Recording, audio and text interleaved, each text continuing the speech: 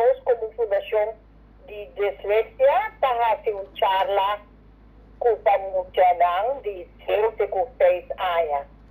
E nossa curva de explicar em corto, o motivo está que sempre nós põe ênfase nada riba de tempo que hora que você está dentro da escola.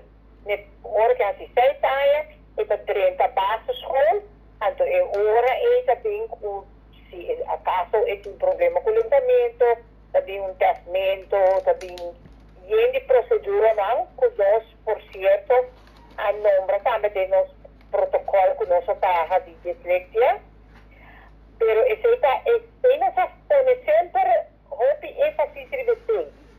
Agora que nós que põe o período promeco esse, está sobre o desenvolvimento de idioma, nós vamos começar hora que muita tem 6 anos, ela começa a ser hora que ela nasce.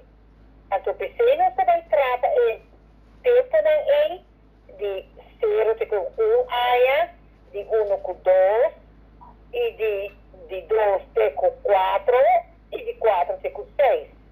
Então, ele nos explica que está tudo que você tem que ver, que está a importância e como tem que ajudar você de desenvolver para desenvolver seu idioma mais rápido possível e saca o máximo de você para hora que ele chega a 6 anos com 30 passos e não tem problema com o desenvolvimento de idioma. Que é parte que toca dislexia.